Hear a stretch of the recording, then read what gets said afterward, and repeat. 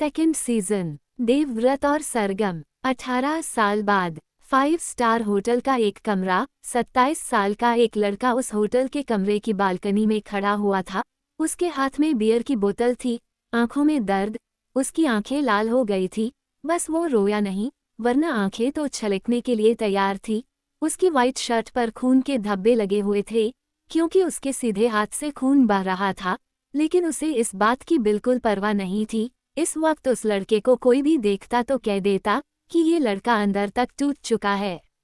उस लड़के ने अपना फ़ोन निकाला और नशीली आंखों से उस फ़ोन की स्क्रीन को देखकर किसी का नंबर डायल किया और फिर लाउडस्पीकर पर फ़ोन करके कहा, अंडरस्को, अबे तुझे कितनी देर पहले कहा था कि एक लड़की का इंतजाम कर दे।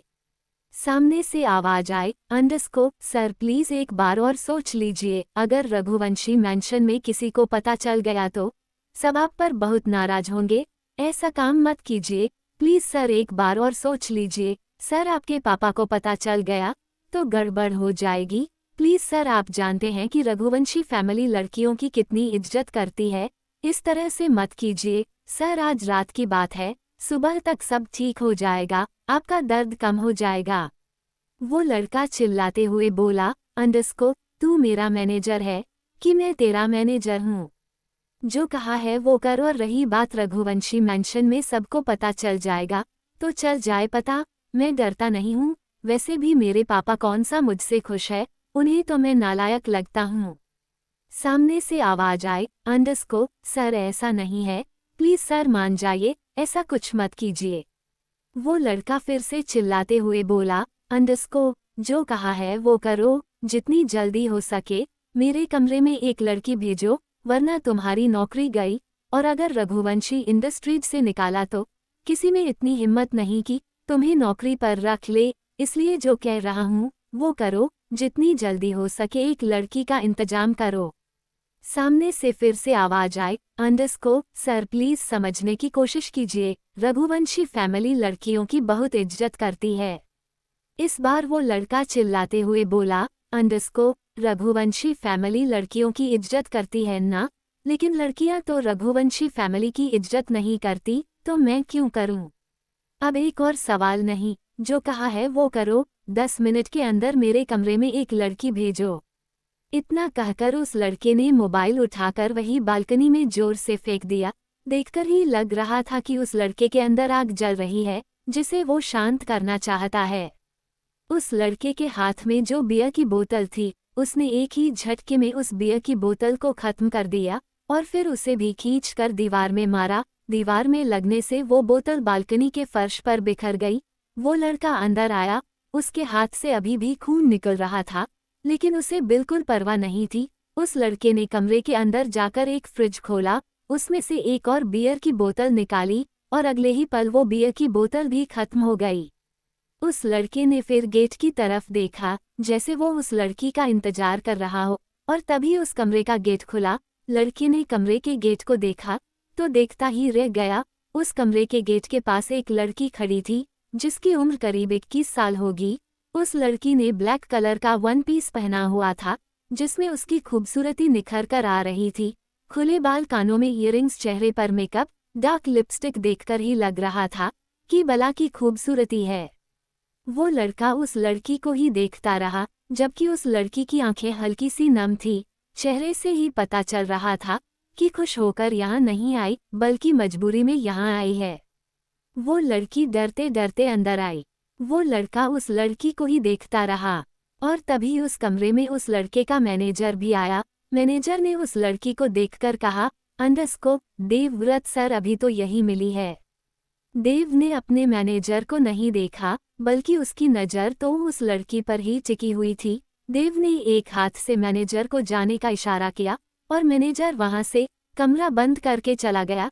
जैसे ही कमरा बंद हुआ, उस लड़की की घबराहट दुगनी हो गई। उस लड़की के रोंगटे खड़े हो गए। उसके अंदर इतनी हिम्मत भी नहीं थी कि वो देव को देख भी ले। साफ पता चल रहा था कि बहुत बड़ी मजबूरी में वहां खड़ी है। देव अपनी जगह से खड़ा हुआ और इस लड़की के करीब गया। देवव्रत ने उस लड़की के चेहरे को पकड़कर थोड़ा सा उठाया तो उस लड़की की आंखों में पानी था। देव के हाथ लगाने से वो लड़की पूरी तरीके से कांप गई और देवव्रत तो उस लड़की को ही देखता रहा। उस लड़की का चेहरा देव को अपनी तरफ अट्रैक्ट कर रहा था। देव बिना बोले उस लड़की की गर्दन पर अपनी सांस छोड़ने लगा और वो लड़की अंदर तक कांप गई। देव उस लड़की की कंपन को महसूस कर रहा था। देव ने अपना माथा उस लड़की के माथे से लगाकर कहा, अंडरस्को, क्या नाम है तुम्हारा? लड़की अपनी लड़खड़ाती जुबान में बोली, अंडरस्को, जी सरगम। कितनी उम्र है तुम्हारी? देव ने दूसरा सवाल किया। सरगम फिर से लड़खड़ाती जुबान में बोली, अंडरस्को, जी 21 साल। देव सरगम से थोड़ा सा दूर होकर बोला, अंडरस्को, ये सब पहली बार कर रही हो? सरगम ने सिर झुकाकर हाँ में गर्दन हिला दी। देव ने अगले ही पल सरगम के कमर पर हाथ डालकर खुद से सटा लिया और सरगम के दोनों हाथ देव के सीने पर चले गए। देव बोला, अंडरस्को, कोई बात नहीं, मेरा भी पहली बार है। इतना कहकर देव ने अपने होंठ सरगम के गाल पर रख दिए और धीरे धीरे उसके चेहरे पर हरकत करने लगा। सरगम तो अंदर तक कांप रही थी, लेकिन उसने अपनी आंखें कसकर बंद कर ली। जैसे जैसे देव हरकत कर रहा था वैसे वैसे सरगम का कांपना भी बढ़ रहा था। सरगम को कांपता हुआ देखकर देव को हल्का सा गुस्सा आ गया और उसने सरगम को खुद से दूर झटकते हुए कहा, अंडरस्को, जाओ यहाँ से, तुम्हारे बस की नहीं है और कभी ये सब नहीं किया तो क्यों आई थी यहाँ? निकलो यहाँ से, मेरा भी मूड खराब कर दिया। सरगम हाथ जोड़कर बोली, अंडरस्को, सर मैं करूँगी, सर प्लीज सर मैं कर लूँगी, सर प्लीज प्लीज मैं कर लूँगी। देव ने चुटकी बजाकर सरगम से कहा, अंडरस्को, तुम्हारे बस की नहीं है, जाओ यहाँ से, कांपती रहोगी तो मुझे लगेगा मैं तुम्हारा रेप कर रहा हूँ, निकलो यहाँ से। सरगम 2 कदम आगे बढ़कर बोली, अंडरस्को, नहीं सर प्लीज, सर मुझे पैसे चाहिए, सर प्लीज, सर मैं कर लूँगी, सर इस बार आपको शिकायत का मौका नहीं दूंगी, प्लीज सर। देव बोला, अंडरस्को, अच्छा तो चलो मेरे शर्ट के बटन खोलो। सरगम की आंखों से पानी बह रहा था, हाथ कांप रहे थे, उसे नहीं पता था उसके साथ क्या होगा, लेकिन जो भी होता सरगम उसे एक्सेप्ट कर लेती, वो तो आज ये सब एक्सेप्ट करने ही आई थी। सरगम कांपते हाथों से देव की शर्ट के बटन खोलने लगी। उसने बड़ी मुश्किल से एक ही बटन खोला था कि देव ने सरगम का हाथ पकड़ लिया। सरगम ने आंसू भरी आंखों से देव को हैरानी से देखा तो देव ने अचानक ही सरगम के माथे को चूमकर कहा, अंडरस्को, परेशान हो? ये सुनते ही सरगम ने हाँ में गर्दन हिला दी और अगले ही पल देव ने सरगम को अपने सीने में समेट लिया। पता नहीं क्यों देव के गले लगते ही सरगम का रोना छूट गया और उसने भी देव को कसकर गले लगा लिया। हालांकि दोनों की पहली बार मुलाकात थी, लेकिन दोनों के अंदर एक दर्द था जिसे शायद दोनों ही बांट रहे थे। देव ने धीरे से कहा, अंडरस्को, मैं भी बहुत परेशान हूँ, बहुत परेशान, और शायद इसीलिए गलती करने वाला था, लेकिन अब नहीं करूँगा। सरगम रोती रही और देव सरगम को सीने से लगाए हुए खड़ा रहा। सरगम जितना रोती, देव को ऐसा लगता जैसे उसका दर्द निकल रहा है। ये कह सकते हैं कि देव इस वक्त अपने दर्द को भूलकर सरगम के दर्द को खत्म करने की कोशिश कर रहा था। करीब 1 घंटे बाद देव सोफे पर बैठा हुआ था और सरगम देव की बैंडेज कर रही थी। देव अभी भी नशे में था, लेकिन इतना समझ रहा था कि सरगम अच्छी लड़की है और शायद किसी मजबूरी में यहाँ आ गई। सरगम ने देव की बैंडेज कर दी। देव बोला, अंडरस्को, क्यों चाहिए पैसे? सरगम ने गर्दन झुकाकर कहा, अंडरस्को, मजबूरी है। देव ने कहा, अंडरस्को, मजबूरी है तो ये काम क्यों कर रही हो? और भी तो बहुत सारे काम है, पढ़ी लिखी नहीं हो। सरगम बोली, अंडरस्को, जी ग्रेजुएट हूँ, बहुत सारी कंपनी में इंटरव्यू भी दिए हैं, लेकिन सिलेक्शन नहीं हुआ। देव अपनी जगह से खड़ा हुआ और वापस से फ्रिज में से एक बियर की बोतल निकालकर सोफे पर आकर बैठ गया और उसमें से एक सीप लेकर बोला, अंडरस्को, जॉब नहीं लगी तो ये काम करोगी? सरगम बोली, अंडरस्को, जी करना नहीं चाहती, लेकिन अर्जेंट पैसे चाहिए। देव ने कहा, अंडरस्को, कितने पैसे चाहिए? सरगम बोली, अंडरस्को, जी 1 लाख। देव ने एक और सीप लेकर कहा, अंडरस्को, मैं तुम्हें 100,000 रुपए दे दूंगा, लेकिन बदले में मुझे क्या मिलेगा? ये सुनते ही सरगम ने नम आंखों से देव को देखा। अभी 1 घंटे पहले तो देव उसका दर्द बांट रहा था और अब बदले में उसे कुछ चाहिए। देव की बात सुनकर सरगम को फिर से घबराहट होने लगी। सरगम गर्दन झुकाकर फिर बोली, अंडस्को आप कर लीजिए, मैं इस बार कॉपरेट करूंगी। सरगम की बात सुनकर देव के चेहरे पर हल्की सी मुस्कुराहट आ गई। उसने अपना एक हाथ उठाया और सरगम के गाल पर हल्का सा मारकर कहा, अंडस्को पागल लड़की। इतना कहकर देव खड़ा होकर बालकनी में चला गया और सरगम उसने तो अपना एक हाथ उस गाल पर रख लिया जिस पर देव ने अभी अभी हल्का सा चांटा मारा था। देव बालकनी में जाकर बोला, अंडस्को माँ बाप नहीं है तुम्हारे। सरगम बालकनी में आते हुए बोली, अंडस्को जी नहीं, माँ बाप होते तो यहाँ थोड़ी होती, मैं भी आपकी तरह एजुकेटेड होती, किसी अच्छी कंपनी में जॉब कर रही होती। देव ने बियर की बोतल से सीप लेते हुए कहा, अंडस्को दुनिया में कितना गम है, मेरा गम फिर भी कम है। देव ने बियर की बोतल खत्म की और अंदर जाकर फिर से सोफे पर बैठ गया। फिर उसने सरगम को अपने पास आने का इशारा किया। सरगम देव के पास जाकर खड़ी हो गई। देव ने सरगम के हाथ पकड़े और अपने सिर पर रखते हुए कहा, अंडस्को थोड़ी देर दबा दो, बहुत दर्द हो रहा है। सरगम देव का सिर दबाने लगी। देव ने अपनी आंखें बंद कर ली। सरगम धीरे से बोली, अंडस्को सर एक बात पूछूं? देव ने कहा, अंडस्को हाँ पूछो। सरगम बोली, अंडस्को सर आप भी परेशान है। देव बोला, अंडस्को हाँ मैं भी परेशान हूँ। सरगम बोली, अंडस्को सर आपके माँ पापा हैं। देव बोला, अंडस्को माँ पापा, मेरे घर में तो दुनिया भर के माँ पापा है, बहुत बड़ी फैमिली है मेरी, कई भाई हैं हम।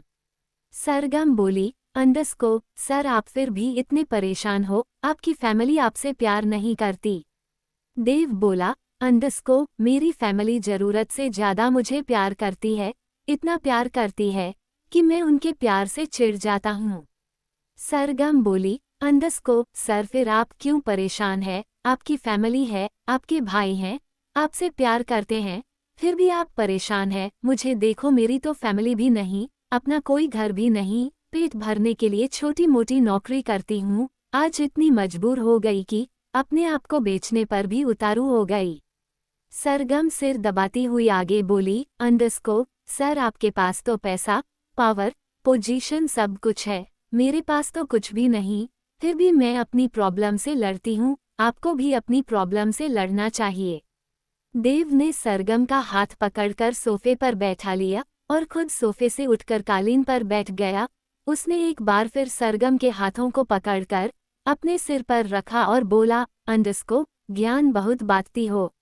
सरगम एक तंज भरी मुस्कान के साथ बोली, अंडस्को नहीं सर, भला मेरी क्या औकात, मैं किसी को ज्ञान दूं, बल्कि मुझे तो आपसे मिलकर अच्छा लग रहा है। आप कितने अच्छे हैं कि आपने मेरी मजबूरी समझ ली, कोई और होता तो मेरे आंसू नहीं देखता, अपनी जरूरत पूरी करता। सरगम की बात सुनकर देव ने हंसकर कहा, अंडस्को और तुम्हें ऐसा क्यों लगता है कि मैं तुम्हारी मजबूरी समझूंगा और तुम्हें पैसे दे दूंगा? ये सुनते ही सरगम के हाथ रुक गए। उसकी आंखें जो बहने से रुक गई थी, उन आंखों में फिर से पानी आ गया। सरगम को देव का नेचर समझ ही नहीं आ रहा था। कभी तो देव उसका दर्द बांटता और कभी उसे उल्टा सीधा सोचने पर मजबूर कर देता। सरगम अपनी लड़खड़ाती जुबान में बोली, अंडस्को मैं कुछ समझी नहीं सर, आप क्या कहना चाहते हैं? क्या कहना चाहता है देव? क्या देव और सरगम की प्रेम कहानी यहीं से शुरू होगी? 367 सेकंड सीजन। अरे नंगा था मैं। सरगम ने एक बार फिर हिचकिचाते हुए कहा, अंडस्को मैं कुछ समझी नहीं सर, आप क्या कहना चाहते हैं?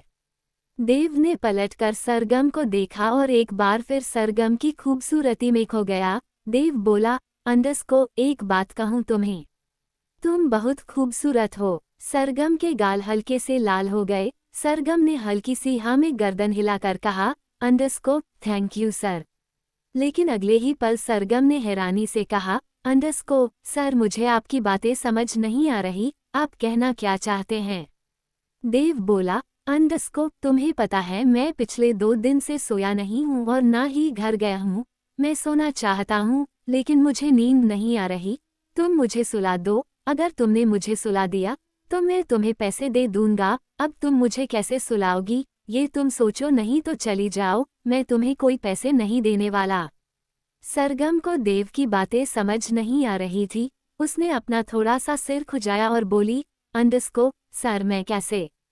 देव ने एक गहरी सांस लेकर फिर कहा, अंडस्को कैसे करोगी मुझे नहीं पता, लेकिन अगर तुम्हें पैसे चाहिए तो तुम्हें मुझे सुलाना होगा। मैं 2 दिन से बहुत परेशान हूँ, मेरा सिर दर्द से फटा जा रहा है, मैं इस कमरे से बाहर नहीं निकला, मेरे घर से कई बार फ़ोन आ गया लेकिन मैं किसी का भी फ़ोन रिसीव नहीं कर रहा, मुझे शांति चाहिए, एक लंबी नींद चाहिए और वो नींद मुझे तुम दे सकती हो। अब तुम ये कैसे करोगी तुम सोचो, लेकिन मुझे नींद की बाहों में ले जाओ जहां मैं सब कुछ भूल जाऊं, मैं रिलैक्स होना चाहता हूं, अगर तुमने मुझे सुला दिया तो मैं तुम्हें 1 नहीं 2 लाख रुपए दूंगा। सरगम तो देव को ही देख रही थी और उसे समझ भी नहीं आ रहा था वो देव को कैसे सुलाएगी। कुछ सोचकर सरगम उठ गई, उसने पहले खुद को देखा तो उसने बहुत अनकंफर्टेबल कपड़े पहने हुए थे। सरगम बोली, अंडस्को, सर यहाँ कुछ कपड़े हैं। देव ने कबर्ड की तरफ इशारा करते हुए कहा, अंडस्को, उसमें मेरा लोअर टी शर्ट होगा। सरगम कबर्ड के पास गई, उसने कबर्ड खोला, देव के लोअर टी शर्ट निकाली और वॉशरूम में चली गई। थोड़ी देर बाद सरगम लोअर टी शर्ट पहनकर बाहर आई, देव की नज़र फिर से सरगम पर ही टिक गई। सरगम बेड पर बैठ गई, फिर उसने अपनी दोनों बाहें फैलाकर कहा, अंडस्को, आइए सर आपको सुला देती हूँ। देव तो अभी भी कालीन पर ही बैठा हुआ सरगम को देख रहा था और उसने कहा, अंडस्को, तुम मुझे कैसे सुलाओगी? सरगम बोली, अंडस्को, सर मैं सुला दूंगी, आप पहले मेरे पास आइए। देव अपनी जगह से उठकर सरगम के पास चला गया। जैसे ही उसने सरगम को गले लगाने की कोशिश की, सरगम हल्का सा तेज और गुस्से में बोली, अंडस्को, मैंने ये करने के लिए नहीं कहा। देव ने हल्की सी मुस्कुराहट के साथ कहा, अंडस्को, तो बाहें फैलाकर क्यों बैठी थी? सरगम ने अपनी आंखें कसकर बंद कर ली और फिर अपनी गोद की तरफ इशारा करते हुए कहा, अंडस्को, आप यहाँ आइए। देव बोला, अंडस्को, मैं तुम्हारी गोद में बैठ जाऊं, तुम मुझे अपनी गोद में बैठा लोगी? तुम्हें नहीं लगता मैं कुछ ज्यादा ही भारी भरकम हूं और तुम कुछ ज्यादा ही नाजुक? सरगम ने अपनी हथेली अपने माथे पर मारकर कहा, अंडस्को, मेरी पूरी बात तो सुन लीजिए, आप यहाँ अपना सिर रखिए। देव ने अपना सिर सरगम की गोद में रख लिया और बेड पर लेट गया। सरगम ने अपना हाथ देव के माथे पर रखा और उसके बालों को सहलाने लगी। थोड़ी देर बाद देव बोल, अंडस्को, ऐसे नहीं सोऊंगा मैं, ऐसे तो मेरी माँ भी कर देती है, मुझे ऐसी नींद नहीं आएगी। सरगम बोली, अंडस्को, सर आप थोड़ी देर चुप तो रहिए। और सरगम फिर से देव का सिर सहलाने लगी। सरगम ने महसूस किया कि देव का बदन गर्म है। सरगम बोली, अंडस्को, सर आपको बुखार है? देव बोला, अंडस्को, मुझे नहीं पता, बस मुझे सोना है, मुझे सुला दो। सरगम ने फिर से देव का सिर हल्का हल्का दबाना शुरू किया और फिर उसके हथेली को भी हल्का हल्का रब करना शुरू कर दिया। सरगम कभी देव का सिर दबाती, कभी उसकी हथेली रब करती, कभी उसकी उंगलियों को दबाती और कभी उसके सीने पर हाथ रखकर हल्का हल्का मसाज करती और फाइनली 1 घंटे बाद देव नींद की आगोश में चला गया। देव के सोते ही सरगम के चेहरे पर हल्की सी मुस्कुराहट आ गई, क्योंकि देव हल्के हल्की खर्राटे ले रहा था। सरगम ने देव का सिर जैसे तैसे तकिए पर एडजस्ट किया और फिर बेड से उठ गई। सरगम ने देव को अच्छे से ब्लैंकेट से कवर कर दिया और खुद जाकर सोफे पर लेट गई और थोड़ी ही देर में सरगम भी नींद की आगोश में चली गई। रात के करीब 2:30 बजे खांसी की आवाज से सरगम की आंख खुली। उसने देखा तो देव नींद में ही खांस रहा था। सरगम को समझते देर नहीं लगी कि देव की तबीयत खराब है, लेकिन रात के 2:30 बजे सरगम कर क्या सकती थी। सरगम जल्दी से देव के पास आए और उसने देव के सीने को फिर से सहलाना शुरू कर दिया। ऐसा करने से देव ने खांसना बंद कर दिया और सरगम ने महसूस किया कि देव का शरीर अब बुखार से तपने लगा है। सरगम ने उस कमरे का गेट खोलने की कोशिश की, लेकिन उससे वो गेट ही नहीं खुला। शायद सरगम पहली बार किसी 5 स्टार होटल में आई थी, उसे पता भी नहीं था कि गेट कैसे खुलता है। वो बहुत जोर से गेट खोलने की कोशिश कर रही थी, लेकिन उससे गेट नहीं खुला था। थक हार कर सरगम जल्दी से बाथरूम में गई और वहां से एक बाउल में पानी लेकर आई। सरगम ने फिर रुमाल लिया और उसे पानी के बाउल में डुबाया और उसकी पट्टी बनाकर देव के सिर पर रखने लगी। सरगम ऐसे ही कभी देव के हाथों पर गिला रुमाल फेरती, कभी सीने पर, कभी गले पर, कभी माथे पर, कभी उसके तलवों पर गिला रुमाल रखती। सरगम पूरी रात ऐसे ही देव का बुखार उतारने के लिए स्ट्रगल करती रही। उसे कुछ भी समझ नहीं आ रहा था कि क्या हो रहा है। उसे तो डर था कि कहीं सुबह तक देव को कुछ हो ना जाए। सरगम ने कई बार उस कमरे में फ़ोन ढूंढने की कोशिश की, लेकिन उसे फ़ोन भी नहीं मिला। फ़ोन तो देव ने बालकनी में ही तोड़ दिया था। पूरी रात सरगम देव का बुखार कम करने की कोशिश ही करती रही। एक सेकंड के लिए भी उसने अपनी आंखें बंद करके नहीं देखी और आखिर में सरगम की भी आंख लग गई और वो भी सुबह के करीब 7 बजे देव के साथ बेड पर ही सो गई। सुबह के करीब 9 बजे देव का मैनेजर उस कमरे के बाहर आया। उसने गेट खटखटाया लेकिन किसी ने भी गेट नहीं खोला। देव के मैनेजर की हिम्मत नहीं थी कि वो कमरे में ऐसे ही चला जाए, लेकिन जाना तो पड़ता ही। आखिर देव का फ़ोन लग नहीं रहा था और मैनेजर ये भी जानता था कि वो लड़की बहुत शरीफ है। पता नहीं कल रात उन दोनों के बीच क्या हुआ होगा और यही सब सोच सोच कर मैनेजर का भी दिमाग खराब हो रहा था। आखिरकार मैनेजर ने हिम्मत करके गेट खोल दिया। मैनेजर अंदर आया। उसने देव और सरगम को देखा तो उसकी आंखें हैरानी से फैल गई। मैनेजर ने सबसे पहले अपनी आंखों को मला और फिर से आंखें खोलकर देखा। उसे तो यकीन नहीं हो रहा था कि देव सो रहा है, जबकि मैनेजर भी जानता था कि पिछले 2 दिन से देव सोया नहीं। मैनेजर ने सरगम को देखा, जो देव के पैरों के पास सो रही थी और उसके हाथ अब भी देव के तलवों पर ही थे और उसके दूसरे हाथ में गिला रुमाल था। मैनेजर थोड़ा आगे आया। उसने देव की बाजू पर हाथ रखकर उसे उठाते हुए धीरे से कहा, अंडरस्को कर उठ जाए, सर प्लीज उठ जाए। मैनेजर के 2-3 बार जगाने पर देव की आंख खुल गई और देव ने अपने पैरों के पास कुछ महसूस किया। देव जैसे तैसे उठकर बेड से टेक लगाकर बैठ गया और तभी उसकी नज़र सरगम पर गई, जो बेसुध सी सो रही थी। देव और देव के मैनेजर ने फर्श पर नज़र घुमाई तो वहां जगह जगह गिला हो रहा था। कल रात सरगम बार बार बाउल का पानी बदलने के लिए बाथरूम में जाती थी और इसी वजह से पानी कई बार फर्श पर गिर भी जाता था।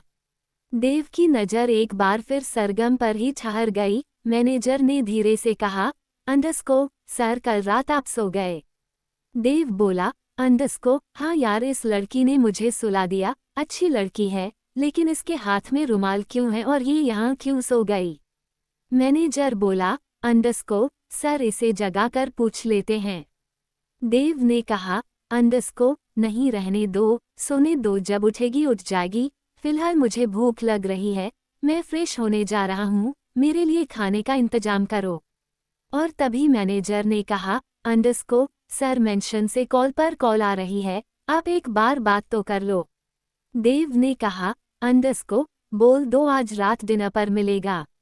इतना कहकर देव बाथरूम में चला गया। मैनेजर ने एक बार सरगम को देखा और फिर बोला, अंडरस्को शायद यही लड़की है जो देव सर की खोई हुई नींद वापस ला सकती है, लेकिन सर में और इस लड़की में तो जमीन आसमान का फर्क है। मुझे नहीं लगता कि फ्यूचर में इन दोनों के बीच कुछ होगा, लेकिन कुछ हो जाए तो मजा आ जाएगा और सर के अंदर ठहराव आ जाएगा। इतना कहकर मैनेजर भी वहां से चला गया, क्योंकि मैनेजर को सरगम और देव के नाश्ते का इंतजाम करना था। देव वॉशरूम में शॉवर के नीचे खड़ा हुआ था। बाहर कमरे में पानी की आवाज से सरगम की आंख खुल गई। उसने अपने पास देव को नहीं देखा तो उसकी आंखें हैरानी से फैल गई और अगले ही पल उसे समझ आ गया कि शायद देव नहा रहा है। सरगम जल्दी से बेड से उतरी और उसने बिना सोचे समझे वॉशरूम का गेट खोल दिया। सामने देव खड़ा था, जो नहा रहा था। सरगम को ऐसे देखकर देव की चीख निकल गई, जबकि सरगम वो तो देव को गुस्से में देख रही थी। उसने टॉवल उठाया और देव के पास गई। उसने सबसे पहले शॉवर बंद किया और देव की कमर पर टॉवल लपेट दिया। देव तो आंखें फाड़े सरगम को ही देख रहा था। बेशक कल रात देव नशे में कुछ भी करने वाला था, लेकिन अब तो देव के अंदर उसके पापा आ चुके थे, जो बहुत शरीफ थे। वही सरगम को तो देव के ऐसे देखने से कोई फर्क नहीं पड़ रहा था। उसने तो देव की बाजू पकड़ी और उसे खींचकर कमरे से बाहर लेकर आई। फिर उसने देव को सोफे पर बैठाया और जल्दी से दूसरा टॉवल लेकर आई और उससे देव का सिर पोंछने लगी। देव को तो समझ नहीं आ रहा था कि लड़की को आखिर हो क्या गया। देव ने गुस्से में सरगम का हाथ पकड़ा और बोला, अंडस्को, तुम्हें थोड़ी भी शर्म नहीं आती? मैं नंगा नहा रहा था और तुम ऐसे बिहेव कर रही हो। इस बार सरगम को भी थोड़ा गुस्सा आ गया। सरगम बोली, अंडस्को, शर्म मुझे नहीं आती? कि शर्म आपको नहीं आती? आपको किसी ने नहीं बताया कि बुखार में नहाना नहीं चाहिए? मैं पूरी रात आपके सिर पर पट्टी रखती रही, पैर पर, हाथ पर, हर जगह गिला रुमाल फेरती रही ताकि आपको कुछ ना हो और आप सुबह उठते ही पानी में डुबकी लगाने लगे। अरे नहीं नहीं, आप तो सुबह उठते ही बारिश में नहाने लगे। अब बताओ किसे शर्म आनी चाहिए? देव खड़ा हो गया और दांत पिसता हुआ सरगम को देखकर बोला, अंडस्को, तो ये बात तो तुम मुझे बाथरूम के बाहर से भी बता सकती थी, लेकिन तुम तो सीधा बाथरूम में घुस गई। अरे नंगा था मैं। सरगम को तो जैसे फर्क ही नहीं पड़ रहा था। सरगम बोली, अंडस्को, तो सब नंगे ही नहाते हैं, कपड़े पहन के तो कोई नहीं नहाता, और अगर मैं आपको बाहर लेकर नहीं आती तो आप और ज़्यादा नहाते और आपकी तबीयत और ज़्यादा खराब हो जाती, और फिर मुझे पैसे कौन देता? देखो, मेरे आपके बीच डील हुई थी, अगर मैं आपको सुला दूंगी तो आप मुझे पैसे देंगे। कल मैंने आपको सुला दिया, आप तो सो गए, लेकिन मेरी नींद हराम हो गई। आपको पता भी है पूरी रात में कितना परेशान रही। आपका फ़ोन ढूंढा, वो भी नहीं मिला। गेट खोलने की कोशिश की, वो भी नहीं खुल रहा था। पूरी रात मेरे दिल की धड़कन इतनी तेज भाग रही थी कि कहीं आपको कुछ हो ना जाए। अगर आपको कुछ हो जाता, मुझे तो पुलिस ले जाती ना, और फिर मुझे फांसी दे देती, और फिर मेरी छोटी का क्या होता? सरगम अपने ही धुन में बोले जा रही थी और देव सरगम को ही देख रहा था। कल रात सरगम जितना डर रही थी, घबरा रही थी, सरगम इस वक्त उतने ही कॉन्फिडेंस से बोल रही थी जैसे कि उसका कोई अपना हो। और तभी मैनेजर ने गेट खोला। मैनेजर के हाथ में एक ट्रॉली थी जिसे वो धकेलकर अंदर ले आया। मैनेजर ने देव को सिर्फ टॉवल में देखा तो बोला, अंडस्को, सर आपके कपड़े। देव ने सरगम की तरफ इशारा करते हुए कहा, अंडस्को, इसने तो पहने हुए हैं। क्या देव और सरगम की दोस्ती हो जाएगी? देव अपने परिवार से बात क्यों नहीं करना चाहता? क्या सच में देव रात को रघुवंशी मेंशन में डिनर करेगा? जाने के लिए पढ़ते रहिए married to a hard hearted. Sargam की मजबूरी। मैनेजर ने एक बार सरगम को देखा, फिर हल्का सा मुस्कुराकर देव को देखकर कहा, अंडस्को, सर मैं आपके लिए दूसरे कपड़े अरेंज कर देता हूँ। देव बोला, अंडस्को, हाँ प्लीज कर दो। मैनेजर वहां से चला गया और देव सोफे पर बैठ गया। सरगम वैसे की वैसी ही खड़ी हुई थी। देव ने कहा, अंडस्को अब खड़ी रहोगी? आ जाओ नाश्ता कर लो। सरगम बोली, अंडस्को, सर अब आपकी तबीयत ठीक है ना? देव ने कहा, अंडस्को, ठीक तो नहीं था, लेकिन तुमने बहुत एफर्ट लगाया है, तो मैं ठीक हो गया, थैंक यू। सरगम बोली, अंडस्को, कोई बात नहीं सर, अब आप मुझे पैसे दे दीजिए, मुझे अर्जेंट जाना है। देव बोला, अंडस्को, पैसे भी दे दूंगा, पहले बैठो नाश्ता कर लो। सरगम बैठ गई। देव ने उसके लिए प्लेट में नाश्ता सर्व कर दिया और सरगम की तरफ बढ़ाते हुए कहा, अंडस्को, ये लो, अच्छे से खाना खा लो, उसके बाद तुम जहां कहोगी मैं तुम्हें छोड़ दूंगा। सरगम ने नाश्ते की प्लेट देखी तो उसकी आंखें हल्की सी नम हो गई। देव ने सरगम को देखकर कहा, अंडस्को, क्या हुआ, भूख नहीं है? नाश्ता पसंद नहीं है? रो क्यों रही हो? सरगम बोली, अंडस्को, सर 2 दिन से कुछ खाया नहीं है ना। देव को यकीन नहीं था कि जो लड़की उसके सामने बैठी है, उस लड़की ने पिछले 2 दिन से कुछ नहीं खाया। देव बोला, अंडस्को, जो बीत गया उसे भूल जाऊं, जो सामने है उसे एक्सेप्ट करो। सरगम बोली, अंडस्को, सर मैं ये खाना अपने साथ ले जाऊं। देव हैरानी से सरगम को देखने लगा तो सरगम ने कहा, अंडस्को, सर मेरी छोटी है ना, वो भी 2 दिन से भूखी है, वो भी खा लेगी। देव समझ रहा था कि सरगम सच में बहुत ज्यादा मजबूर है, लेकिन फिलहाल देव ने रिएक्ट नहीं किया। देव बोला, अंडस्को, तुम बैठकर खाना खा लो, मैं तुम्हारी छोटी के लिए पैक भी करवा दूंगा। ये सुनते ही सरगम के चेहरे पर हल्की सी मुस्कुराहट आ गई और वो अपने आंसू पोंछकर बोली, अंडरस्को, सच में सर, आप मेरी छोटी के लिए भी खाना दे देंगे। देव ने हमें गर्दन हिला दी। थोड़ी देर बाद वहां मैनेजर आ गया। मैनेजर के हाथ में एक पार्सल था जिसमें शायद देव के कपड़े थे। मैनेजर ने पार्सल देव को देते हुए कहा, अंडरस्को, सर आपके कपड़े। देव ने पार्सल ले लिया और मैनेजर की तरफ देखकर कहा, अंडरस्को, तुम इस लड़की के लिए भी कपड़े ले आओ और इसकी छोटी के लिए भी। सरगम जो कि नाश्ता कर रही थी, वो बोली, अंडरस्को, नहीं, कपड़े नहीं चाहिए, बस आप मुझे मेरे पैसे दे दीजिए, फिर मैं चली जाऊंगी। देव बोला, अंडरस्को, तुम चुपचाप नाश्ता करो, मैंने कहा ना, जहां तुम कहोगी मैं तुम्हें छोड़ दूंगा। इतना कहकर देव ने अपने मैनेजर को देखा और बोला, अंडरस्को, इसके और इसकी छोटी के कपड़े और खाना लेकर आओ, तब तक मैं चेंज कर लेता हूँ। फिर देव अपने कपड़े लेकर वॉशरूम में चला गया। मैनेजर ने सरगम को देखा और बोला, अंडरस्को, आपकी छोटी कितनी छोटी है। करीब 2 घंटे बाद देव ने गाड़ी एक घर के बाहर रोकी। देव ने सरगम के लिए एक पर्पल कलर का कुर्ता और ब्लैक कलर की लेगी मंगवाई थी। सरगम ने इस वक्त उसे ही पहना हुआ था और उसके हाथ में कुछ पैकेट भी थे जिसमें देव ने सरगम और उसकी छोटी के लिए बहुत सारे कपड़े और खाना दिया था। देव बोला, अंडरस्को, उतरो। सरगम ने एक बार फिर उम्मीद भरी नजरों से देव को देखा। सरगम को बार बार पैसों की बात बोलने में शर्म आ रही थी, लेकिन इस वक्त शर्म से ज्यादा पैसे इम्पोर्टेंट थे। देव तो जानता भी नहीं था कि सरगम को पैसे क्यों चाहिए। अगर जान जाता तो शायद उसकी प्रॉब्लम सॉल्व कर देता, लेकिन देव ने सरगम से उसकी मजबूरी पूछना जरूरी ही नहीं समझी और खुद से सरगम ने बताया नहीं। भला वो एक अजनबी को अपनी प्रॉब्लम क्या बताती, और वो अजनबी था ही, उसकी मदद क्यों करता। देव ने सरगम को देखा तो चुटकी बजाकर कहा, अंडरस्को, सरगम, उतरो। सरगम अपने सेंस में आई और गर्दन झुकाकर धीरे से बोली, अंडरस्को, सर, पैसे। ये सुनते ही देव ने कसकर आंखें बंद कर ली और अपने गाड़ी के बैक साइड में रखा एक बैग उठाया और उसमें से 2 लाख रुपए निकालकर सरगम की गोद में रखते हुए बोला, अंडरस्को, ये लो कल रात की कीमत। पैसे देखते ही सरगम की आंखें फिर से भर आई। सरगम ने देव की तरफ देखा, पैसे उठाए, उसे माथे के लगाया और फिर हाथ जोड़कर बोली, underscore, thank you very much sir, thank you very much.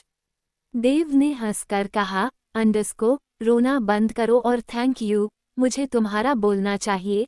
तुम नहीं जानती पिछले 2 दिन से मैं कितना परेशान हूँ, लेकिन कल रात एक अच्छी नींद ली। सरगम ने अपने आंसू पूछे और गाड़ी से उतर गई। सरगम ने एक बार फिर झुककर देव को देखा और बोली, अंडरस्को, थैंक यू सर। देव ने पलकें झुका दी और अगले ही पल अपनी गाड़ी लेकर वहां से चला गया। सरगम पैसे लेकर जल्दी से उस घर के अंदर चली गई। सरगम ने जैसे ही गेट खोला, सामने एक औरत बैठी हुई थी। उस औरत की उम्र 45-50 के आसपास की होगी। वो औरत थोड़ी हेल्दी थी और उस घर में 3-4 लड़कियां भी थी जो उस औरत के पास जमीन पर बैठी हुई थी। सरगम ने उस औरत को देखकर कहा, अंडरस्को, खान बीबी, मैं पैसे ले आई हूँ, कहाँ है मेरी छोटी। उस औरत का नाम खान बीबी था और वो लड़कियों से उल्टे सीधे काम करवाती थी। सरगम और उसकी छोटी भी इस खान बीबी के चक्कर में फंस गई थी। खान बीबी ने सरगम के सामने एक लड़की को चांटा मारकर कहा, अंडरस्को, कितनी बार कहा है तुझे, यहाँ है तो कीमत चुकानी पड़ेगी, वरना चली जा मेरे घर से। कल तुझे जिस आदमी के साथ भेजा था, तूने उस आदमी का सिर फोड़ दिया। अब वो आदमी मेरे पीछे पड़ा है। चुपचाप आज रात उसके साथ चली जा और उसे समझा बूझा कर मान ले। अगर उसने पुलिस केस कर दिया ना, तो तू भी चक्की पीसेगी और मुझे भी चक्की पिसवाएगी। खान बीबी की बातों से ही लग रहा था कि वो पहले फुसलाकर लड़कियों को अपने घर लाती है और उसके बाद उन लड़कियों से उल्टा सीधा काम करने के लिए मजबूर करती है। सरगम ने खान बीबी को देखकर फिर से चिल्लाते हुए कहा, अंडरस्को, सुनाई कम देता है खान बीबी, तुमने कहा था कि अगर मैं पैसे ले आऊंगी तो तुम मेरी छोटी को छोड़ दोगी। खान बीबी बोली, अंडरस्को, तो तू क्या पैसे कमा कर लाई है। अरे तुझे भी तो कल रात अमीर आदमी के पास भेजा था, तुझे देखकर तो लगता है उस अमीर आदमी को अच्छे से खुश करके आई है, ला चल पैसे दे। सरगम बोली, अंडस्को तुमने जो कहा मैंने किया, अब चुपचाप मेरी छोटी को मेरे हवाले कर दो। खान बीबी बोली, अंडस्को तुझे ऐसा क्यों लगता है कि मैं हाथ आई हुई चिड़िया जाने दूंगी? अरे खुद को आईने में देख, तू तो तराशा हुआ हीरा है। तुझसे तो मैं ना जाने कितने पैसे छापूंगी। और तेरी वो बहन, क्या नाम है उसका? मीरा। हाँ मीरा, मीरा तो तुझसे भी ज्यादा सुंदर है और अभी अभी जवान हुई है, उसे तो मैंने 5 लाख रुपए में बेच दिया। ये सुनते ही सरगम जहां खड़ी थी वहीं घुटनों के बल बैठ गई। उसके लिए ये शौक से कम नहीं था कि जिन पैसों के लिए वो कल रात खुद को बेचने के लिए तैयार हो गई, वो पैसे भी उसकी छोटी की इज्जत नहीं बचा पाए। सरगम को गुस्सा आ गया और उसने वही रखा एक वास उठाया और खान बीबी की तरफ फेंकते हुए कहा, अंडस्को शर्म नहीं आती खान बीबी? एक औरत होकर छोटी छोटी बच्चियों की जिंदगी खराब करती हो। बता मेरी बहन कहाँ है, बता मेरी छोटी कहाँ है, वरना सच कहती हूँ आज ही तुम्हें जान से मार दूंगी। खान बीबी को वास नहीं लगा, लेकिन वो भी गुस्से में बोली, अंडस्को ये धमकी जाकर किसी और को देना। मैं ना होती तो तुम दोनों को तो पहले ही कोई नोच डालता। सरगम को खान बीबी पर गुस्सा आ रहा था। सरगम आगे आए और उसने बिना सोचे समझे खान बीबी के गाल पर एक चांटा मार दिया। खान बीबी का चेहरा एक तरफ हो गया। सरगम चिल्लाते हुए बोली, अंडस्को शर्म नहीं आती? तुमने हमें बचाया है। अरे तुमने हमें बचाया नहीं बल्कि नरक की आग में धकेल दिया। तुम्हारे जैसी औरतें ही हम जैसे बच्चों की जिंदगी खराब करती है। इतना कहकर सरगम खान बीबी को मारने के लिए उतारू हो गई। वो बिना सोचे समझे खान बीबी के बाल नोचने लगी। तभी खान बीबी ने सरगम को धक्का दिया और चिल्लाते हुए बोली, अंडस्को मल्लिका सोना जल्दी यहाँ आओ। इतना कहते ही खान बीबी की 2 मुलाजिम वहां आ गई। खान बीबी ने उन दोनों औरतों को देखकर कहा, अंडस्को पकड़ो इसे। उन्होंने सरगम को पकड़ लिया। सरगम झटपट आने लगी, लेकिन औरतों ने सरगम को नहीं छोड़ा। सरगम सुलगती हुई आंखों से खान बीबी को देख रही थी और खान बीबी ने उठकर सरगम का मुंह अपने एक हाथ में पकड़ा और उसे दबाते हुए गुस्से में बोली, अंडस्को बहुत शौक है ना अपनी छोटी को बचाने का, जा बच्चा ले उसे। मैंने ब्लू हेवन होटल में बेच दिया, अब तक तो वो किसी रहस्यजादे की जरूरत पूरी भी कर चुकी होगी। जा अगर तुझमें हिम्मत है तो जा बचा ले अपनी बहन को। इतना कहकर खान बीवी ने उन 2 औरतों को सरगम को छोड़ने का इशारा किया और उन्होंने सरगम को छोड़ दिया। सरगम वहां से जाने लगी, लेकिन फिर उसने पलटकर वहां खड़ी छोटी छोटी लड़कियों को देखा जिनकी उम्र 14-15 साल के आसपास होगी। पता नहीं क्यों सरगम के दिमाग में क्या आया, उसने खान बीबी की आंखों में आंखें डालकर कहा, अंडस्को इन लड़कियों को छोड़ने का क्या लोगी? ये सुनते ही खान बीबी जोर जोर से हंसने लगी। सरगम ने चिल्लाते हुए कहा, अंडस्को इसमें हंसने वाली कोई बात नहीं है, जो पूछ रही हूँ उसका जवाब दो, क्या लोगी बच्चों को छोड़ने का? खान बीबी बोली, अंडस्को अरे मैं क्या लेती, अगर तू दे सकती है तो चल एक बच्ची का 1 लाख रुपए दे दे और अपने साथ ले जा। सरगम की बोहे तन गई, उसे खान बीबी पर गुस्सा आ रहा था, लेकिन बच्चों को देखकर उसने कहा, अंडस्को ठीक है खान बीबी, मैं आज शाम को आऊंगी और 2 बच्चों को लेकर चली जाऊंगी। खान बीबी ने सरगम को ताने मारते हुए कहा, अंडस्को क्या बात है, लगता है जिस आदमी की रातें रंगीन करके आई है उस आदमी ने तुझे बहुत पैसे दिए हैं। सरगम भी चिल्लाते हुए बोली, अंडस्को खान बीबी जुबान पर लगाम दो, हर कोई तुम्हारे जितना गंदा नहीं होता, बहुत भला इंसान था, मजबूरी का फायदा नहीं उठाया। खान बीबी हंसते हुए बोली, अंडस्को जा जा यहाँ ज्ञान मत दे, जाकर अपनी बहन को बचा ले और मैं खान बीबी वादा करती हूँ अगर तू 1 लाख रुपए लेकर आई तो मैं तेरे साथ एक लड़की को भेज दूंगी। इतना कहकर खान बीबी ने अपने सीने पर 2 बार हाथ मारा। सरगम ने भी खान बीबी की आंखों में देखकर कहा, अंडस्को मैं सरगम तुमसे वादा करती हूँ कि इन सारी बच्चियों को यहाँ से आज़ाद करवा दूंगी। तुम्हें लगता है ना कि दुनिया में सिर्फ भेड़िए हैं, लेकिन कल मैं एक फरिश्ते से मिलकर आई। खान बीबी बोली, अरे चल चल, सो नवाबों में से एक बढ़िया मिल गया, इसका मतलब ये नहीं कि सारी दुनिया बढ़िया हो गई। सरगम भी तंज भरी मुस्कान के साथ गुस्से में बोली, लेकिन किसी की पूरी दुनिया एक इंसान में बसती है, समझी। इतना कहकर सरगम ने वक्त नहीं गवाया और वहां से चली गई। सरगम ने कैब बुक की और जल्दी से ब्लू हेवन होटल पहुंची। सरगम ब्लू हेवन होटल के रिसेप्शन पर गई। उसके दिल की धड़कनें बहुत तेज चल रही थी। वो जानती थी कि उसकी छोटी अभी 18 साल की हुई है और ये सोच सोच कर कि उसके साथ क्या हुआ होगा, सरगम की हालत खराब थी। सरगम भागते हुए रिसेप्शनिस्ट के पास आई और उसने रिसेप्शनिस्ट से पूछा, कल रात मेरी बहन यहाँ आई थी, उसका नाम मीरा है, आप मुझे बता सकती हैं कि वो कहाँ पर होगी। रिसेप्शनिस्ट ने सरगम को देखकर ना में गर्दन हिलाते हुए कहा, सॉरी मैम, हम अपने गेस्ट के बारे में किसी को नहीं बता सकते। सरगम को गुस्सा आ गया, लेकिन वो अपना गुस्सा रिसेप्शनिस्ट पर नहीं निकाल सकती थी। उसको क्या समझाती कि उसकी बहन यहाँ क्यों आई है और कैसे आई है। तभी सरगम की नज़र वहाँ सीटिंग एरिया में बैठे एक आदमी पर गई। सरगम ने उस आदमी को देखा तो उसकी आंखें बड़ी हो गई। वो आदमी खान बीबी के लिए काम करता था। सरगम को समझते देर नहीं लगी कि हो ना हो मीरा को लेकर ये आदमी ही यहाँ लाया होगा। सरगम ने अपने आंसू पूछे उस आदमी के पास गई और जाते ही उसने उसका कॉलर पकड़कर हिलाकर चिल्लाते हुए कहा, शर्म नहीं आई तुम्हें? तुम्हें तो हम भाई बोलते हैं ना, और तुमने अपनी ही बहन को किसी के हवाले कर दिया। एक बार नहीं सोचा कि वो अभी अभी 18 साल की हुई है, बच्ची है, तुमने बच्ची को यहाँ भेज दिया। कहते कहते सरगम के आंसू फिर से टपकने लगे। वो आदमी धीरे से लेकिन दांत पिसता हुआ बोला, जो बोलना है बाहर चलकर बोलो, ये 5 स्टार होटल है, यहाँ ड्रामे मत करो। 369 कृष की मीरा। 10 मिनट बाद सरगम और वो आदमी एक 5 स्टार होटल के गार्डन में खड़े हुए थे। वो गार्डन 5 स्टार होटल के बाहर की तरफ था। सरगम ने उस आदमी के कॉलर पकड़कर हिलाते हुए कहा, शर्म नहीं आती? खान बीबी के घर की सारी औरतें तुम्हें भाई बोलती हैं और तुम उनकी इज्जत नीलाम करते फिरते हो। ये भी नहीं सोचा कि मेरी मीरा कितनी छोटी है और तुमने मेरी मीरा के साथ इतनी घटिया हरकत की। उस आदमी ने सरगम के हाथों को अपने कॉलर से छुड़वाकर गुस्से में कहा, अगर मैं सबको अपनी बहन मानने लगा तो पैसे कैसे कमाऊंगा?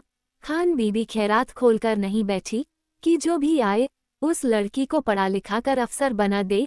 धंधा करती है, धंधा, और इस धंधे में उस घर की सारी लड़कियों को गुजरना पड़ेगा, समझी, वरना खान बीबी का घर छोड़कर चली जाए। सरगम बोली, वादा करती हूँ खान बीबी से उन सारी लड़कियों को आज़ाद करवाऊंगी, लेकिन पहले तू ये बता मेरी बहन कहाँ है? सच कहती हूँ, अगर मेरी बहन के साथ कुछ भी हुआ तो तुम्हें और खान बीबी को जान से मार दूंगी। उसके बाद बेशक मुझे सारी जिंदगी जेल में चक्की क्यों ना पीसनी पड़े, लेकिन तुम दोनों हैवानों को तो इस दुनिया में रहने नहीं दूंगी। उस आदमी ने हंसते हुए कहा, क्या कर लोगी? तुम कुछ नहीं कर सकती। अरे तुम्हारे जैसी कितनी ही लड़कियों को मैंने 5 स्टार कमरों के होटल में पहुंचाया है, कोई मेरा कुछ नहीं बिगाड़ सकती। तुम भी नहीं बिगाड़ पाओगी। 4-5 दिन हाथ पैर मारोगी और फिर चुपचाप इस धंधे में लग जाओगी। जब पेट में आग लगती है ना, तो इस पेट की आग को बुझाने के लिए लड़कियां ये सब करने पर तैयार हो जाती है। सरगम भी गुस्से में बोली, इस वहम में मत रहना कि मैं और मेरी बहन तुम्हारी घटिया चालों में आ जाएगी। मैं अपनी बहन को बचाकर रहूंगी, उसके लिए मुझे कुछ भी करना पड़े, कुछ भी। तू बस ये बता मेरी बहन है कहाँ?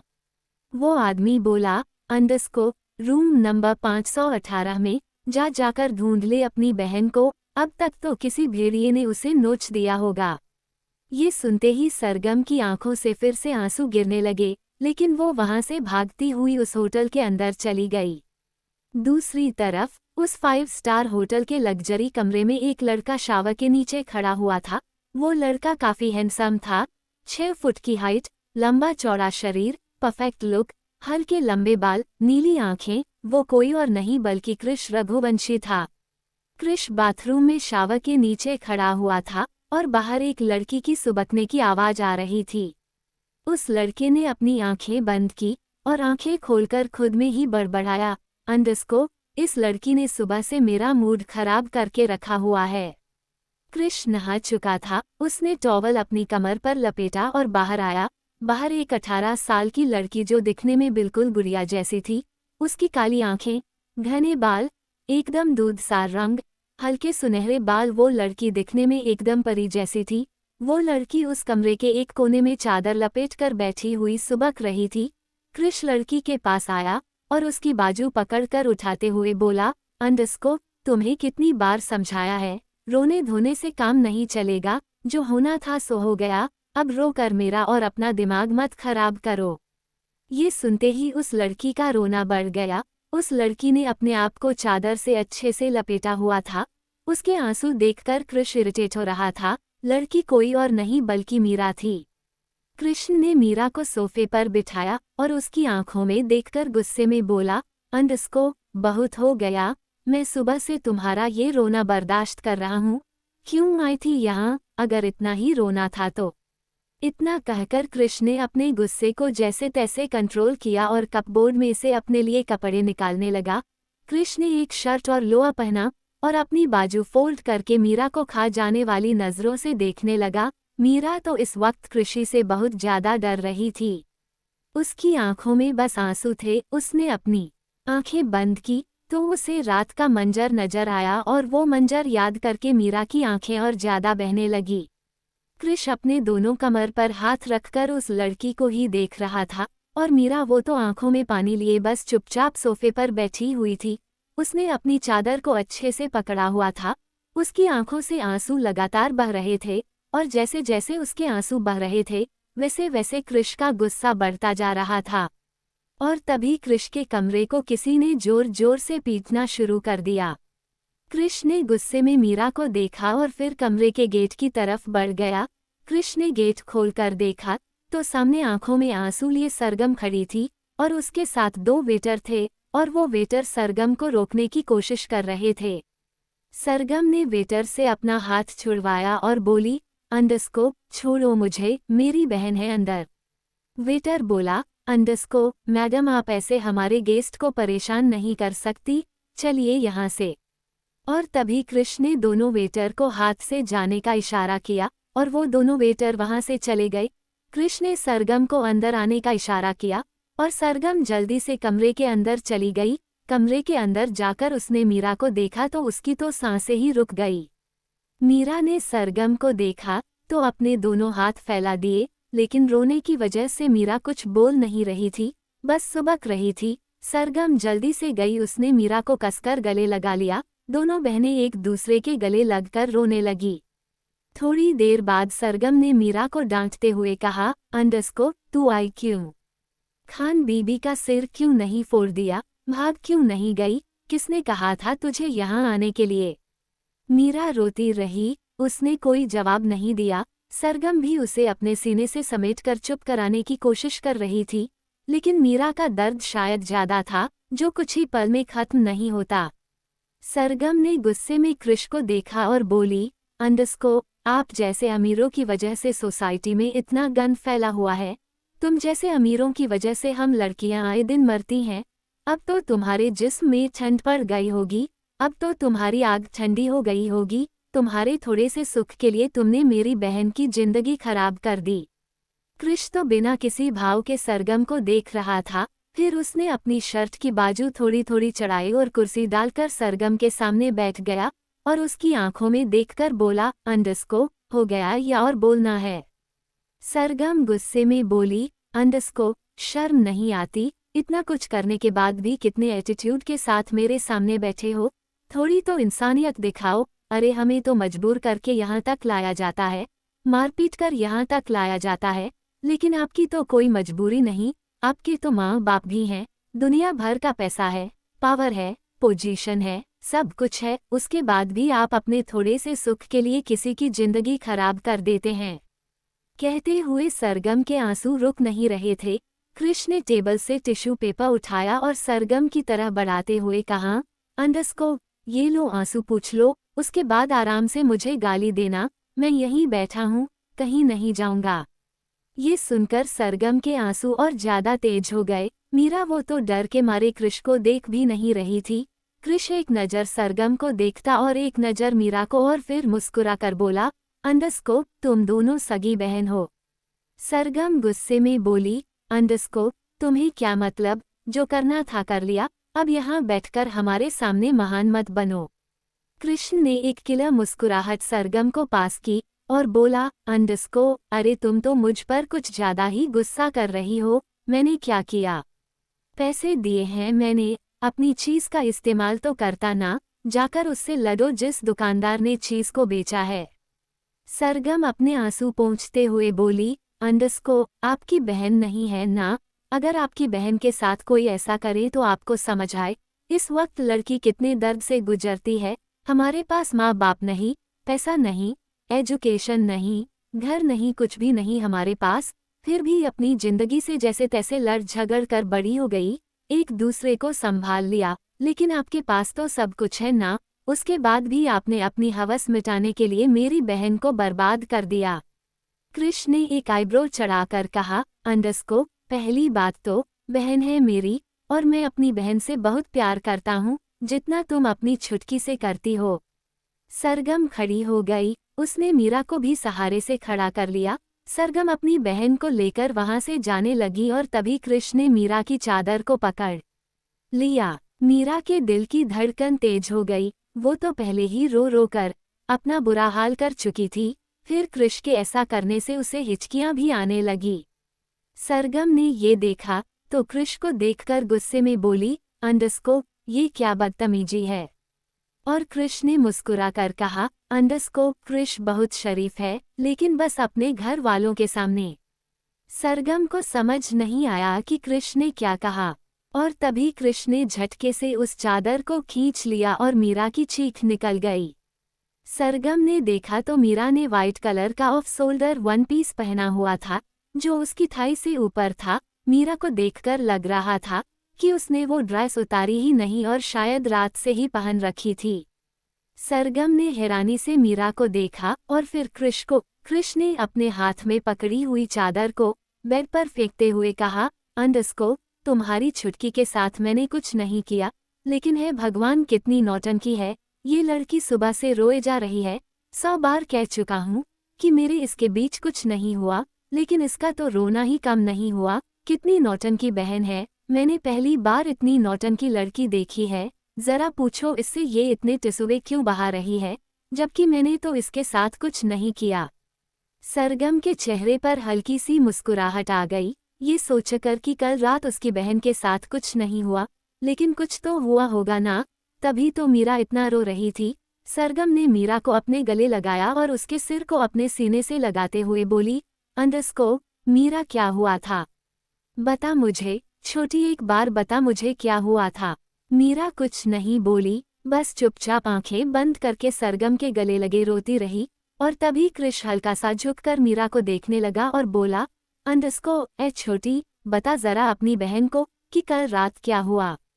सरगम ने मीरा के दोनों गालों को अपने हाथों में भरकर कहा, अंडरस्कोप, मीरा देखो कुछ नहीं हुआ, तो मुझे बताओ तुम इतना रो क्यों रही हो। मीरा ने टेढ़ी नजरों से कृष को देखा और बिल्कुल दबी हुई आवाज में बोली, अंडरस्कोप, इन्होंने मुझे मारा। कृष ने अपने कानों को हल्का सा हिलाते हुए कहा, अंडरस्कोप, ए छुटकी, मुझे सुनाई नहीं दिया, क्या कहा तुमने? मीरा धीरे से बोली, अंडरस्कोप, इन्होंने मुझे मारा। सरगम ने कृष से कहा, अंडरस्कोप, आपने मेरी बहन को मारा। कृष बोला, अंडरस्कोप, देखो मैं ड्रग्स के नशे में था, मुझे कुछ भी याद नहीं, लेकिन ये कह रही है तो मान लेता हूँ कि मैंने इसे मारा होगा, लेकिन इतना नहीं मारा जितना इसने रो रो कर अपने सुंदर से चेहरे का बैंड बाजा लिया। मुझे तो यकीन नहीं आता, मैंने इस लड़की को हाथ भी नहीं लगाया, तब इसने अपनी ये हालत कर ली। अगर गलती से मैं इसके साथ कुछ कर देता तो ये तो सुसाइड ही कर लेती। इस बार मीरा थोड़ा सा गुस्से में बोली, अंडरस्कोप, आपने मुझे किस किया था?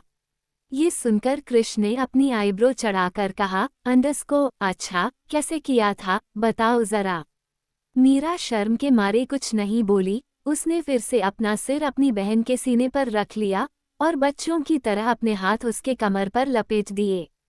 क्रिश बोला, अंडसको लेकर जाओ इस नौटंकी को, छुटकी कहीं की, सुबह से रो रो कर मेरे कान में दर्द कर दिया, जबकि मैंने इसके साथ कुछ नहीं किया। मुझे कल याद भी नहीं कि मैंने इसके साथ कुछ किया हो, और सुबह से कई बार पूछ चुका हूँ, इसने मुझे बताया भी नहीं कि कल रात क्या हुआ था। लेकिन इतना पता है कि मैंने इसके साथ कुछ नहीं किया। सरगम कुछ नहीं बोली, बस वहां से जाने लगी, और तभी कृष ने उसे रोकते हुए कहा, अंडसको, अपनी बहन को थोड़ा स्ट्रांग बनाओ, क्योंकि हर बार मेरे जैसा लड़का नहीं मिलेगा। सरगम कुछ नहीं बोली और सरगम मीरा को संभालती हुई वहां से ले गई। दोनों बहनों के जाते ही कृष के चेहरे पर गुस्सा उतर आया। कृष ने नाइट स्टैंड पर रखा हुआ अपना फोन उठाया और किसी को कॉल करके कहा, अंडसको, कल रात मेरे साथ ये घटिया हरकत किसने की है? 24 घंटे में मुझे वो आदमी अपनी आंखों के सामने चाहिए। किसने भेजा मीरा को कृष के कमरे में? क्या कृष और मीरा की लव स्टोरी भी यही से शुरू होगी? सारे करैक्टर यही है, थोड़ा सा पेशेंस रखो। शौर्य को भी दिखाऊंगी, वरदान को भी दिखाऊंगी, उनके बच्चों को भी दिखाऊंगी, थोड़ा सा पेशेंस रखो। 370 नीली आंखों वाला राक्षस मुझे मारा देगा। सरगम अपनी बहन मीरा को लेकर बाहर आ गई। मीरा अब भी रो रही थी। मीरा क्यों रो रही थी, सरगम को नहीं पता था। सरगम ने कई बार मीरा से पूछा, लेकिन मीरा ने सरगम को कुछ नहीं बताया। लेकिन फिलहाल तो सरगम यही सोचकर खुश थी कि उसकी बहन के साथ कुछ नहीं हुआ। आज तो सरगम भगवान का बहुत ज्यादा शुक्र अदा कर रही थी कि वो और उसकी बहन दोनों ही उस काली रात से सही सलामत निकलकर बाहर आ गई। सरगम मीरा को संभालती हुई वहां से ले जा रही थी।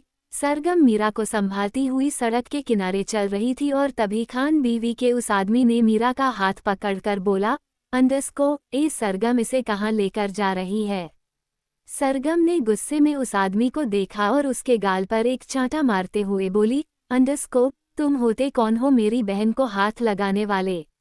आज के बाद मेरी बहन को हाथ तो दूर की बात, आंखों से भी छुआ ना तो इन आंखों को निकाल लूंगी। जानते नहीं हो कौन हूं मैं? सरगम हूँ सरगम। मेरी बहन तो क्या अब खान बीवी के पास मैं एक भी लड़की को नहीं रहने दूंगी। चांटा खाने के बाद उस आदमी को गुस्सा आ गया।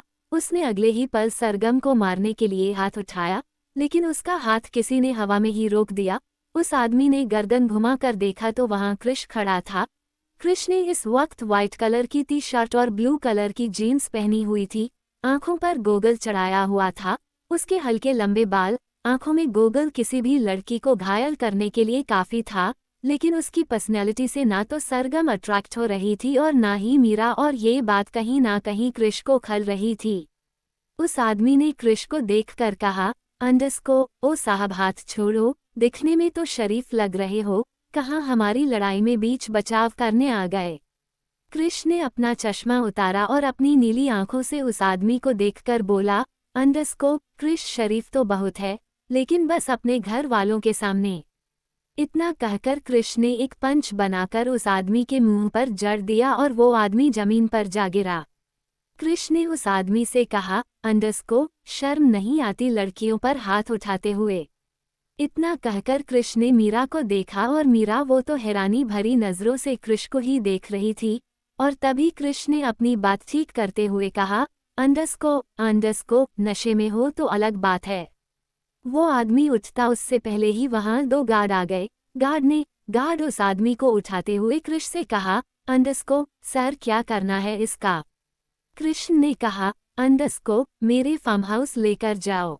वो दोनों गार्ड उस आदमी को लेकर जाने लगे तो वो आदमी चिल्लाते हुए बोला, अंडसको, छोड़ दो मुझे, जानते भी हो कौन हूँ? खान बीवी का खास हूँ। कृष्ण ने गार्ड को देखकर कहा, अंडसको, अरे खान बीवी के खास आदमी को ढंग से लेकर जाओ, घसीटते हुए। कृष के ऐसा कहने से गार्ड ने उस आदमी का कॉलर पकड़ा और घसीटता हुआ वहां से ले गया। उसके जाने के बाद कृष ने मीरा को देखा और सरगम से पूछा, अंडसको, कहीं छोड़ दूं? सरगम बोली, अंडसको, नहीं थैंक यू, आपने इतनी हेल्प की उसके लिए थैंक यू, हम अपने आप चले जाएंगे। कृष बोला, अंडरस्कोर कमाल है, भलाई का तो जमाना ही नहीं रहा। एक तो मैं तुम्हारी हेल्प कर रहा हूँ और तुम मुझे एटीट्यूड दिखा रही हो। क्यों छुटकी, मैं सही कह रहा हूँ ना? तुम्हारी बहन बहुत एटीट्यूड दिखा रही है। मीरा तो कृष को देखकर और ज्यादा खुद में ही सिमट गई। उसने कसकर सरगम को गले लगा लिया। कृष मीरा को देखकर मन ही मन बोला, अंडरस्कोर मैंने कल रात कुछ तो ऐसा किया जिस वजह से ये मुझसे इतना डर रही है, पर पता कैसे लगाऊं? मुझे तो कुछ भी याद नहीं। तभी कृष के कानों में सरगम की आवाज आई, अंडरस्कोर देखिए हम खुद चले जाएंगे, आपको हमारे लिए परेशान होने की जरूरत नहीं है। और रही बात एटीट्यूड की, तो मेरी इतनी औकात नहीं कि मैं आपको अपना एटीट्यूड दिखाऊं। इतना कहकर सरगम मीरा को संभालती हुई वहां से ले जाने लगी, लेकिन कृष को जानना था कि आखिर कल रात उसने ऐसा क्या किया कि मीरा उससे इतना डरने लगी। कृष ने कहा, अंडरस्कोर यार कमाल की लड़की हो, पैदल भी तो जाओगी, मैं तुम्हें गाड़ी में छोड़ देता हूँ। ये सुनते ही सरगम और मीरा दोनों ही रुक गई। सरगम ने पलटकर कृष को देखा और नम आंखों से बोली, अंडरस्कोर कहाँ छोड़ेंगे आप हमें? बताइए। कृष बोला, अंडरस्कोर तुम्हारे घर। सरगम बोली, अंडरस्कोर घर होता तो दुनिया वाले फायदा नहीं उठाते, हमारा कोई घर नहीं है, समझ में आया, प्लीज हमारा पीछा छोड़ दीजिए। इतना कहकर सरगम और मीरा दोनों ही वहां से जाने लगी। कृष दोनों को जाते हुए देख रहा था। कहीं ना कहीं सरगम के आंसू कृष को पिघला रहे थे। कृष 4-5 कदम जल्दी जल्दी चलकर सरगम के पास गया, बोला, अंडरस्कोर देखो मैं समझ सकता हूँ कि तुम दोनों बहनों को फाइनेंशियली प्रॉब्लम है और तुम्हारा कोई घर भी नहीं है, तुम चाहो तो मैं तुम्हारी हेल्प कर सकता हूँ। ये सुनते ही सरगम ने एक बार फिर गुस्से में कहा, अंडरस्कोर आपकी प्रॉब्लम क्या है? क्या हेल्प करेंगे आप हमारी? आप हमारी कोई हेल्प नहीं कर सकते, प्लीज हमें जाने दीजिए, हमारा रास्ता छोड़ दीजिए। सरगम जाती उससे पहले ही कृष ने हाथ दिखाकर उसे रोकते हुए कहा, अंडरस्कोर मेरी बात तो सुन लो एक बार, देखो मैं तुम्हें एक फ्लैट दे देता हूँ, तुम चाहो तो अपनी बहन के साथ वहाँ रह सकती हो। सरगम गुस्से में बोली, अंडरस्कोर अच्छा और बदले में आपको क्या चाहिए बताइए, और खुलकर बता ही दीजिए कि आपको बदले में क्या चाहिए। कृष समझ रहा था कि सरगम क्या कहने की कोशिश कर रही है। कृष बोला, अंडरस्कोर देखो तुम गलत समझ रही हो, मैं अगर कुछ गलत करता तो कल रात ही तुम्हारी छुटकी के साथ कर देता, लेकिन मैं रघुवंशी फैमिली से बिलोंग करता हूँ, लड़कियों के साथ गलत नहीं करता। तुम एक काम करो, तुम उस फ्लैट में अपनी बहन के साथ रह लो, जब तुम्हारी जॉब लग जाएगी तो मुझे उसका रेंट दे देना। सरगम अब सोचने पर मजबूर हो गई, आखिर कृष का ऑफर सही तो था, वो अपनी बहन को लेकर कहाँ कहाँ भटकती, वापस से खान बीवी के घर तो जा नहीं सकती थी। सरगम सोच ही रही थी, तभी कृष ने मीरा से कहा, अंडरस्कोर चुटकी समझा अपनी बहन को। मीरा ने जोर नजरों से कृष को देखा, लेकिन फिर कुछ कहा नहीं। इतने में सरगम ने मीरा के गाल पर हाथ रख कर कहा, अंडरस्कोर छोटी चले क्या फ्लैट में रहने? वैसे भी उस औरत के घर तो जाएंगे नहीं, वरना फिर से प्रॉब्लम में आ जाएंगे, और तेरा कॉलेज में एडमिशन भी तो करवाना है। मीरा ने फिर से चोर नजरों से कृष को देखा और सरगम की तरफ देखकर हल्की सी ना में गर्दन हिलाते हुए कहा, अंडरस्कोर नहीं दी, मुझे इनसे डर लगता है। सरगम मीरा को जवाब देती उससे पहले ही कृष बोला, अंडरस्कोर छुटकी मैंने कहा है अपनी बहन को समझा, ये नहीं कहा कि अपनी बहन को मना कर दे। सरगम ने फिर मीरा को समझाते हुए कहा, अंडरस्कोर मीरा चलते हैं ना, वैसे भी कहाँ जाएंगे, तू भी तो जानती है हमारा कोई घर नहीं, और जब हमारे पास पैसे होंगे तब हम इन्हें रेंट दे देंगे, और फिर जब मेरी जॉब लग जाएगी तो हम अपने लिए छोटा सा फ्लैट खरीद लेंगे। मीरा ने जवाब नहीं दिया। इतने में कृष ने मीरा की कलाई पकड़कर उसे अपनी गाड़ी की तरफ खींचते हुए कहा, अंडरस्कोर हाँ बस डिसाइड हो गया, तुम दोनों बहन मेरे दिए हुए फ्लैट में रहोगी, और जब तुम्हारे पास पैसे होंगे तब तुम मेरा रेंट दे दोगे। मीरा तो हैरानी से कृष को देख रही थी, जो कितने ही हक से मीरा का हाथ पकड़कर उसे अपनी गाड़ी की तरफ खींच रहा था, और मीरा ने सरगम का हाथ पकड़ा हुआ था। सरगम भी मीरा के साथ खींची जा रही थी। कृष ने गाड़ी का गेट खोला और मीरा को आगे बैठने का अप्रोच किया। लेकिन मीरा ने धीरे से गर्दन झुकाकर कहा, अंडरस्को, मैं दीदी के साथ पीछे बैठूंगी। कृष ने गाड़ी के पीछे वाला गेट खोल दिया और दोनों बहनें पीछे बैठ गई। कृष आकर ड्राइविंग सीट पर बैठ गया और वो गाड़ी का गियर चेंज करते हुए खुद में ही बड़बड़ाया, underscore, Krish Raghuvanshi, the great Krish Raghuvanshi को इन दोनों बहनों ने ड्राइवर बना दिया। करीब 1 घंटे बाद कृष ने गाड़ी एक अपार्टमेंट के बाहर रोकी। वो अपार्टमेंट देखकर ही लग रहा था कि वहाँ बहुत अमीर लोग रहते हैं। कृष गाड़ी से उतरा, उसने एक साइड का गेट खोला, उसकी नज़र मीरा पर गई। मीरा ने कृष को देखा और सरगम की बाजू कसकर पकड़ ली।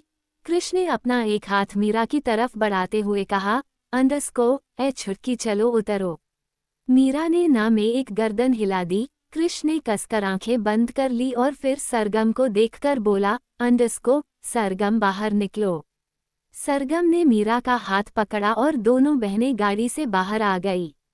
मीरा ने तो कसकर सरगम की बाजू पकड़ी हुई थी। सरगम ने उस अपार्टमेंट को देखकर कहा, अंडरस्को, सर यहाँ तो बहुत महंगा होगा, मैं इतना रेंट नहीं दे पाऊंगी, आप कोई छोटा मोटा कमरा रेंट पर दिलवा दीजिए। कृष बोला, अंडरस्को, देखो, मेरा यहाँ पर्सनल फ्लैट है, तुम्हें रेंट की चिंता करने की जरूरत नहीं है। तुम दोनों बहनें आराम से यहाँ रह सकती हो। जब तुम्हारे पास पैसा हो तब मेरा फ्लैट छोड़कर चली जाना, अपने लिए कोई और फ्लैट ढूंढ लेना। सरगम को ये सब करते हुए अच्छा तो नहीं लग रहा था, लेकिन फिलहाल तो उन दोनों बहनों के पास ऑप्शन नहीं था। उन दोनों बहनों को एक छत चाहिए थी और इसीलिए सरगम को कृष का ऑफर फिलहाल तो सही लग रहा था, लेकिन कृष उसके दिमाग में तो कुछ और ही चल रहा था। उसे जानना था कि आखिर कल रात उसके और मीरा के बीच क्या हुआ, जिस वजह से मीरा इतनी डर रही है, और इसीलिए उसने मीरा और सरगम को अपना फ्लैट ऑफर किया था। कृष मीरा और सरगम को लेकर फ्लैट के पास आ गया। कृष ने अपनी जेब में से चाबी निकाली और फ्लैट का गेट खोल दिया। कृष अंदर आया, उसने मीरा और सरगम को भी अंदर आने का इशारा किया। मीरा ने सरगम की बाजू पकड़ी हुई थी, उसे अभी भी कृष से डर लग रहा था। कृष ने दोनों बहनों को बैठने का इशारा किया। दोनों बहनें उस फ्लैट के हॉल में बैठ गई। वो फ्लैट नहीं, उनके लिए तो महल था। 3 BHK फ्लैट और इतना बड़ा हॉल, वो दोनों बहनें तो उस फ्लैट को ही देख रही थी। कृष किचन में गया और 2 गिलास पानी लेकर आया। उसने सरगम और मीरा की तरफ ट्रे बढ़ाते हुए कहा, अंडरस्को, पानी पी लो, अब तुम्हें यही रहना है, बाद में आराम से इस फ्लैट को देखते रहना। 4 दिन अच्छा लगेगा, उसके बाद बोर हो जाओगी। सरगम फिर बोली, अंडरस्को, सर, हम इतने पैसे नहीं दे पाएंगे। कृष ने कहा, अंडरस्को, मैंने कहा ना, पैसों की टेंशन मत लो, जब तुम्हारी जॉब लगेगी तब मेरा फ्लैट खाली कर देना। सरगम बोली, अंडरस्को, सर, आप हमारे ऊपर इतनी मेहरबानी क्यों कर रहे हैं?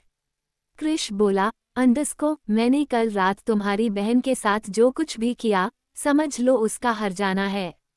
लेकिन तुम्हारी बहन मुझे इतना डरती क्यों है? सरगम ने मीरा को देखा। मीरा ने तभी पानी पीकर गिलास टेबल पर रखा था। सरगम बोली, अंडरस्को, क्या हुआ छोटी, इतना क्यों डर रही है? मीरा ने धीरे से सरगम के कान में कहा, अंडरस्को, ये मुझे अपनी नीली नीली आंखों से डरा रहे हैं। सरगम ने हैरानी से मीरा को देखा तो कृष ने सरगम की तरफ देखकर हैरानी से पूछा, अंडरस्को, क्या कहा छुटकी ने? सरगम ने हल्की सी मुस्कुराहट के साथ कहा, अंडरस्को, इसे आपकी ये नीली आंखें पसंद नहीं है, इसे आपकी नीली आंखों से डर लगता है। ये सुनते ही कृष की आंखें हैरानी से फैल गई। कृष बोला, अंडरस्को, तुम क्या पागल हो? आधी से ज्यादा दुनिया मेरी आंखों पर मरती है, खासकर लड़कियां। जिस लड़की की तरफ देख लो ना, वो लड़की इन आंखों से हिप्नोटाइज हो जाती है, और तुम कह रही हो कि तुम्हें मेरी आंखों से डर लग रहा है? पागल तो नहीं हो? कृष ये सारी बातें ऐसी कही थी कि मीरा का रोना निकल गया। मीरा ने सरगम की बाजू पकड़कर लड़खड़ाती जुबान में डरते डरते कहा, अंडरस्को, दीदी प्लीज यहाँ से चलो, ये नीली आंखों वाला राक्षस मुझे मारा देगा। अब तो कृष का सब्र का इम्तिहान हो गया। कृष बोला, अंडरस्को, नीली आंखों वाला राक्षस? यार तुम पागल तो नहीं हो? नीली आंखों वाला एंजल हूँ मैं, मुझे राक्षस बोल रही है? एक तो मैं तुम्हारी इतनी हेल्प की और तुम हो कि मुझे राक्षस कह रही हो? छुटकी, सच में तुम बहुत नौटंकी हो। कृष अपनी जगह से खड़ा हुआ, उसने अपनी जेब में से सरगम को फ्लैट की चाबी देते हुए कहा, अंडरस्को, अब इस घर में रहो, कोई कुछ कहे तो मुझे फोन कर देना। सरगम शर्मिंदा होते हुए बोली, अंडरस्को, हमारे पास फोन नहीं है। कृष ने लैंडलाइन की तरफ इशारा करते हुए कहा, अंडरस्को, वो देखो वो रहा फोन और उसके पास जो डायरी है, उसमें मेरा और मेरे भाइयों का नंबर है, कोई भी प्रॉब्लम हो बिना सोचे समझे किसी को भी कॉल कर देना। क्या कल रात की सच्चाई मीरा कृष को बताएगी? क्या कृष को मीरा की तरफ झुकाव महसूस हो रहा है?